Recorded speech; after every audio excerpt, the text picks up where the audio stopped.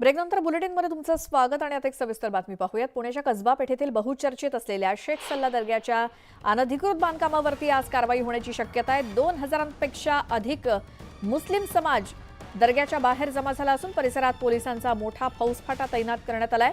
तर दर्ग्याच्या अनधिकृत बांधकामावरील कारवाईच्या पार्श्वभूमीवर पुणे पोलीस आयुक्त अमितेश कुमार यांनी बैठक बोलावली आहे।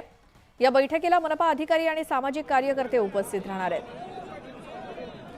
अधिक माहितीसाठी जाऊयात, आमचे प्रतिनिधी वैभव सोनावणे आपल्या सोबत जोडले गेलेत पुण्यातून। वैभव, कसबा पेठेतल्या या दर्ग्याबाबत काय नेमकं प्रकरण आहे हे?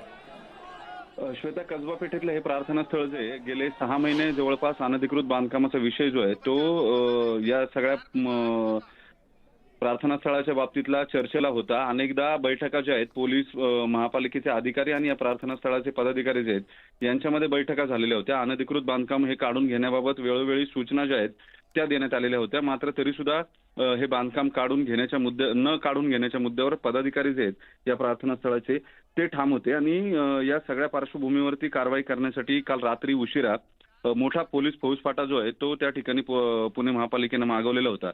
ही बातमी कळताच या परिसरातले सगळे संबंधित या प्रार्थनास्थळाशी संबंधित असलेले जवळपास 2000 पेक्षा जास्त नागरिक जे आहेत ते तिथे गोळा झालेले होते आणि मोठी तणावाची परिस्थिती रात्री निर्माण झालेली होती। अखेर रात्री ही कारवाई न करण्याचा निर्णय जो आहे तो घेण्यात आला आणि आज सकाळी 11 वाजता पोलीस आयुक्तांनी या संदर्भामध्ये एक बैठक बोलवलेली होती। ही बैठक सुरू झालेली आहे। या बैठकीत कारवाई करण्यासंदर्भातली चर्चा जी आहे ती केली जाईल। एक तर अतिक्रमण काढून घेण्यात यावं या प्रार्थनास्थळाच्या पदाधिकाऱ्यांकडून किंवा मग महापालिकेकडून त्याच्यावर कारवाई केली जाईल अशी स्पष्ट सूचना ज्या आहेत त्या पोलीस आयुक्तांनी या बैठकीमध्ये दिलेल्या आहेत। निकाल जो आहे तो निर्णय जो आहे तो अजूनपर्यंत या संदर्भातला झालेला नाही।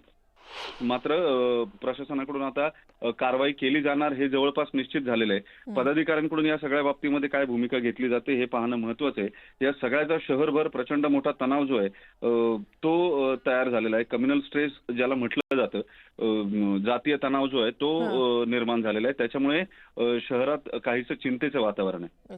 वैभव, धन्यवाद या सगळ्या माहितीसाठी आणि तुम्ही देखील या सगळ्या परिस्थितीकडे लक्ष ठेवून राहा, वेळोवेळी अपडेट घेत राहू।